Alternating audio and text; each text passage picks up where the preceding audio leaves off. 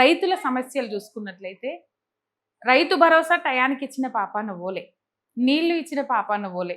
Current కూడా 6 గంటలు కూడా వస్తుందో లేదో 6 గంటలు వస్తే పెద్ద గగనం. అంత కష్టపడి పంట పండించి కల్లాలల్ల పోసుకుంటే ఐకేపీ సెంటర్లు లేటుగా ఓపెన్ చేసిండ్రు. ఓ బార్దాన్లు ఉండయి, టార్పాలిన్ కవర్లు ఉండయి. రైతులు 20-25 రోజులు కల్లాలలో ధాన్యం పోసుకొని ఎదురు చూసినా కూడా ఈ వానకు దడుస్తున్నాయి, ఎండకు ఎండుతున్నాయి. కానీ కొనుగోలు చేద్దాం, రైతుల బాధలు తీర్దామనే ఆలోచన సర్కారు తాను ఉన్నట్లు కనబడతలేదు. కేబినెట్ సమావేశాలు అని చెప్తాను, కేబినెట్ సమావేశాలు దారి మల్లుతున్నాయి కానీ రైతుల సమస్యలు చర్చకు వస్తలేవు. ఏం చెప్తారన్న? ఒక అసమర్థ ప్రభుత్వం ఎట్లా నిర్ణయాలు తీసుకోవాలనో తెలియదు, ఎట్లా అమలు చేయాలనో తెలియదు, వచ్చే కష్టాలేందో తెలియదు. ఇప్పుడు మనము రైతులకు ఒక అవగాహన ఉంటుంది. ఏంటంటే వాళ్ళు వర్షాలు పడకముందే పొలాన్ని అంత చదం చేసుకుంటారు.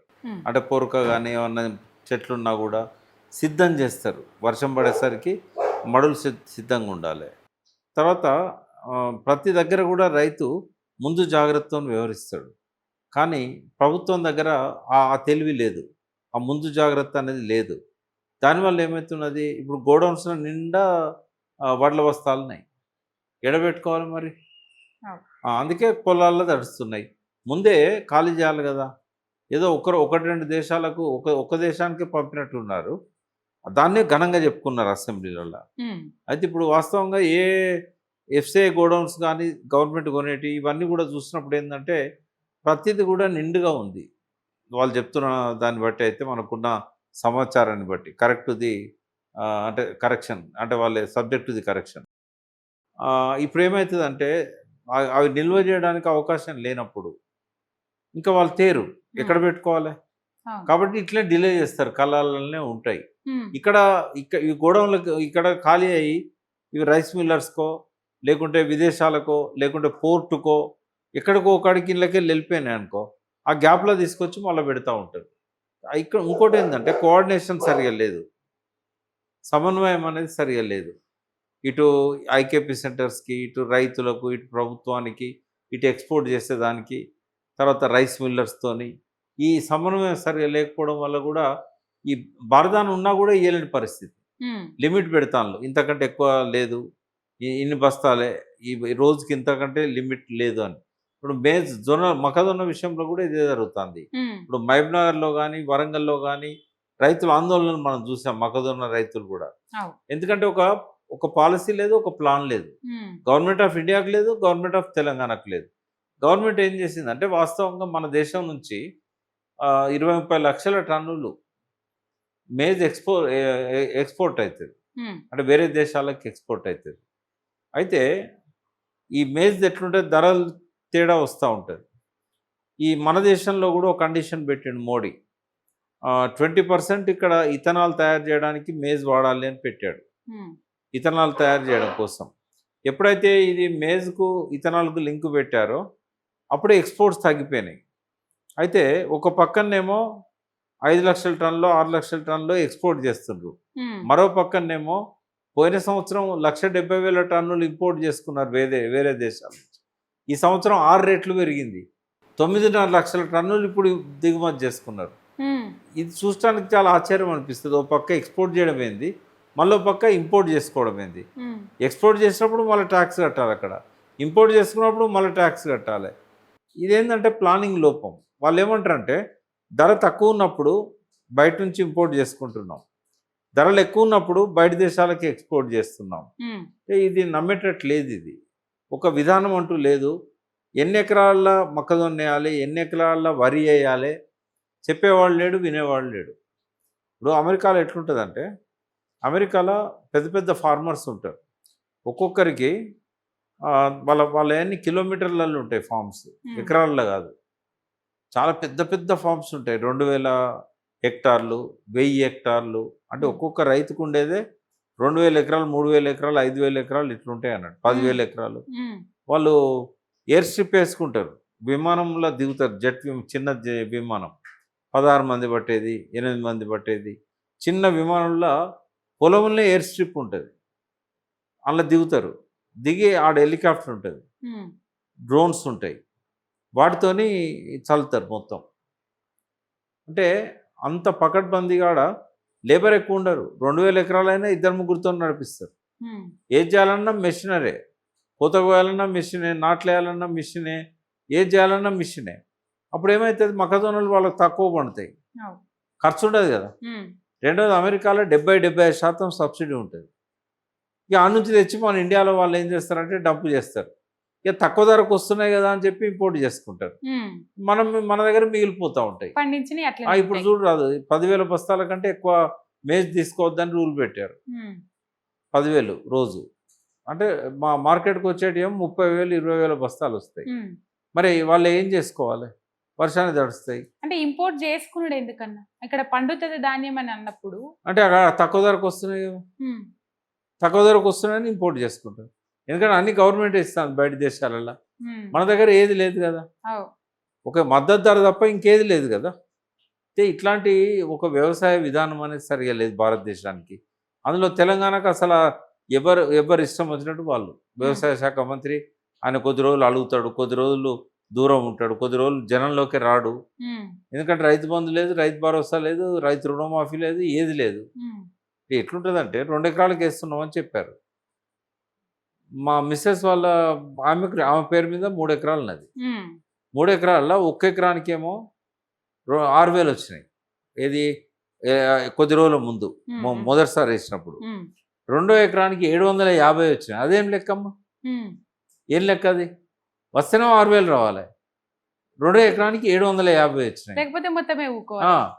ఇక 3వ ఎకరానికి రూపాయి రాలే. నాకు 10 ఎకరాలు ఉంది, నాకు 1 ఎకరానికి కూడా రాలే. అంటే ఇచ్చినాం అన్నట్టే తప్ప పడుతున్నాయి, ఎంత పడ్డాయి, ఎవరికి పడ్డాయి, ఏం లెక్కలేదు. అంతే. మరి ఇట్లున్నప్పుడు ఒక పక్కన వాళ్ళు కష్టపడి అప్పులు చేసి పండించిన దానికేమో మార్కెట్లో కొనే దిక్కు లేదు.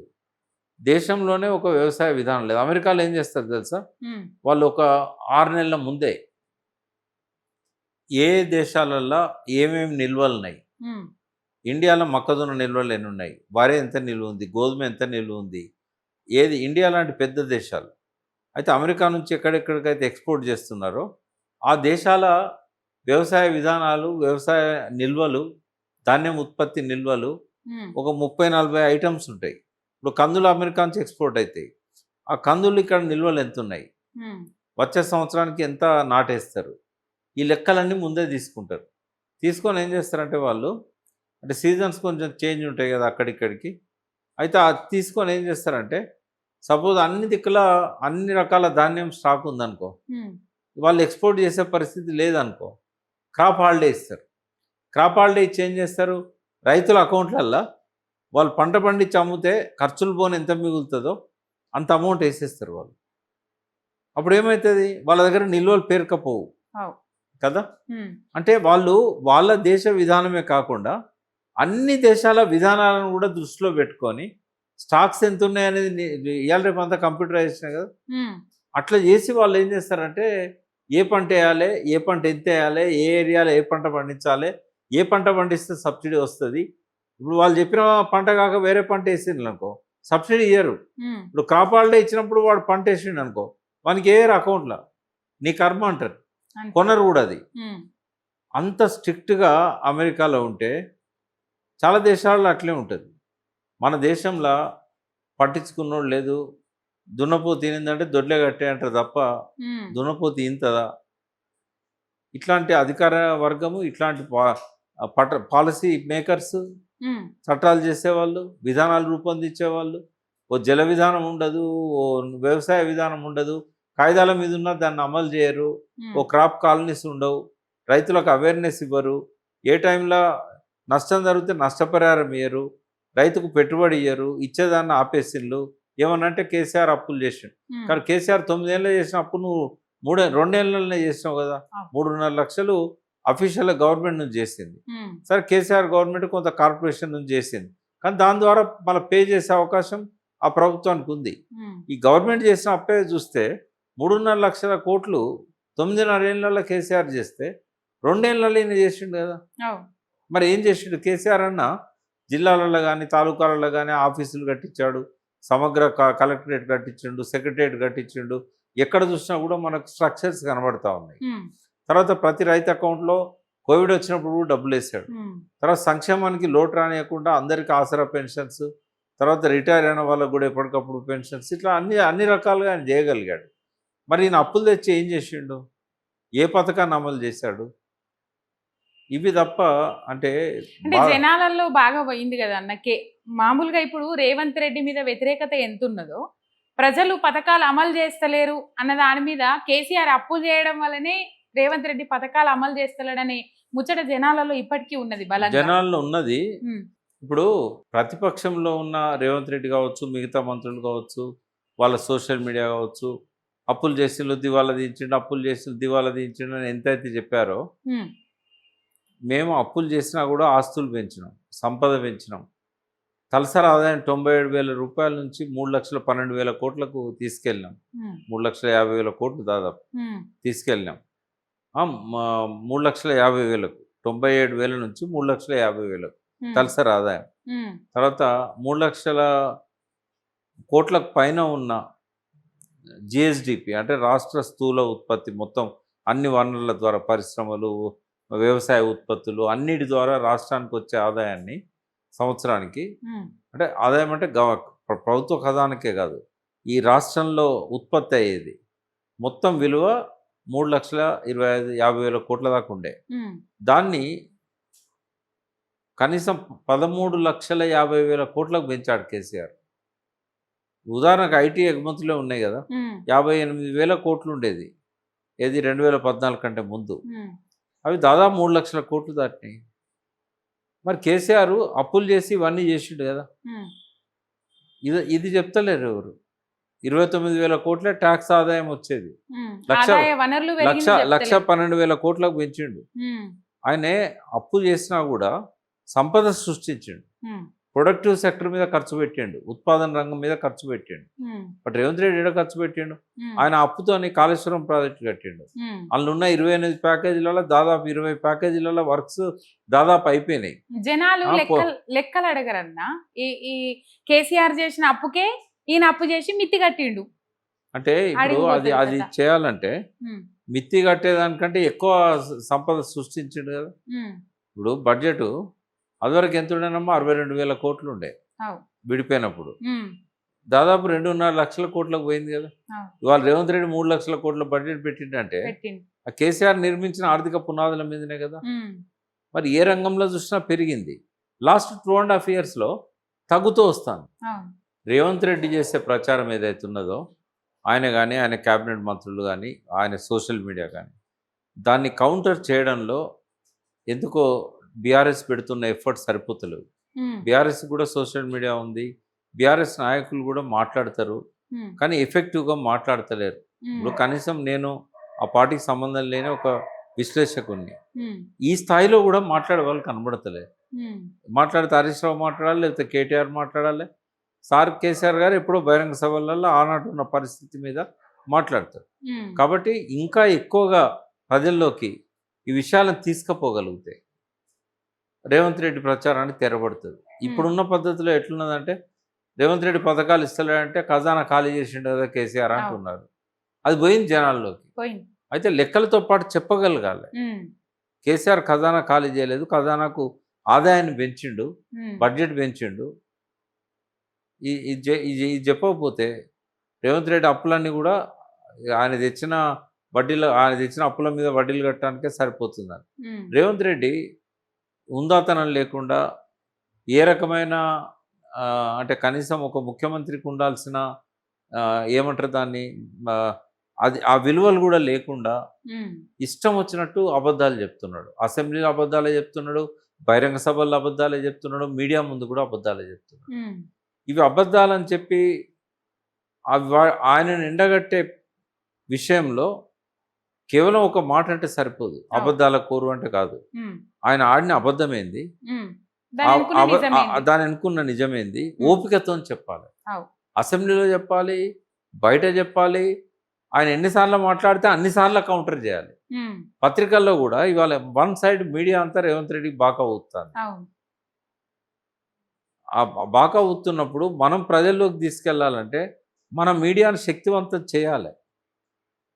ఒక పత్రిక ఉంది, ఆ పత్రిక సర్క్యులేషన్ పెంచాలి, ఆ పత్రికను ప్రతి ఇంటికి పోయేటట్టు చేయాలి. ఇప్పుడు వాస్తవంగా ప్రతిపక్ష పార్టీలకు సంబంధించిన పత్రికలనే ప్రజలు ఎక్కువ చదువుతారు. అవును. కానీ ఇక్కడ ఒకే ఒక్క పత్రిక ఉన్నా కూడా నమస్తే తెలంగాణ ఒకటే నమస్తే కనబడుతుంది. తెలంగాణ ఒక్కటే ఆధారం. ఉమ్, చాలా మంచిగా వస్తాయి అందులో ఎడిటింగ్స్ కానీ, ఉమ్, విషయాలు కానీ, వాటి మీద వివరణ కానీ, ఉమ్, మంచి అట్రాక్టివ్ క్యాప్షన్స్తో చాలా బాగా పెడతారు. 8 పేజీలో కూడా మంచి మంచి వ్యాసాలు వస్తాయి. ఉమ్, కానీ ఆ పత్రిక ప్రజల్లోకి పోవాలి కదా.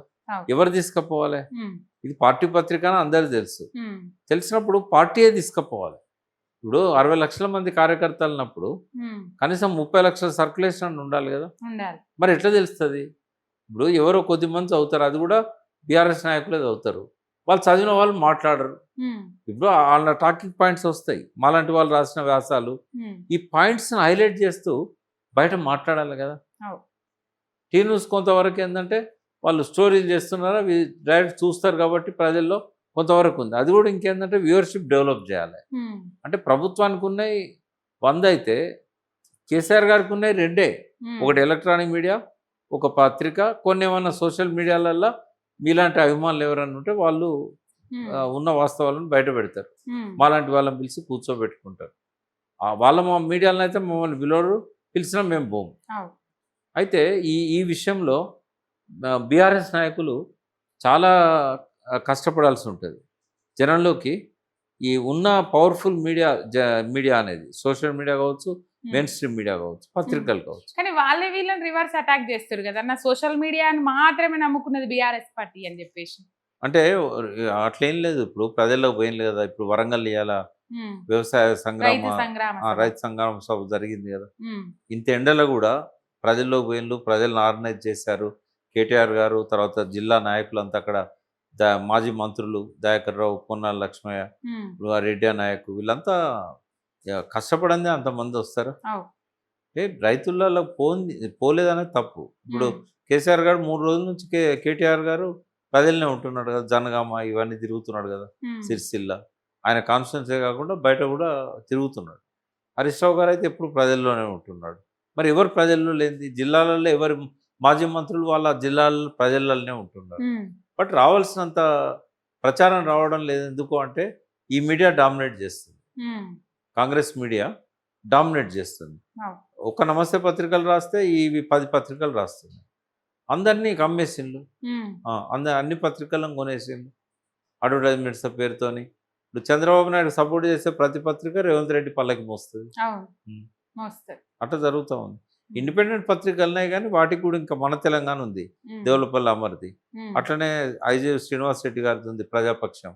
ఇట్లాంటి పత్రికలు ఇంకా న్యూట్రల్ పత్రికలు, అవి ప్రజల పక్షాన ఉండేటి. అవును. అవి వాటి ఇంకా రావాల్సినంత వెలుగులోకి రావట్లేదు. అవి ఉమ్, మేము రాస్తున్నాం కొన్ని ఆర్టికల్స్, ఉమ్. బట్ ఇంకా రావాలి బయటికి. ఫైనల్ గా రైతుల సమస్యల మీద రేవంత్ రెడ్డికి ఈ వేదికగా ఏం చెప్తారన్న? రైతు డిక్లరేషన్ అని పెట్టుకొని 2022లో మే 6వ తారీఖు నాడు 33 హామీలు ఇచ్చిండ్రు రైతులకు.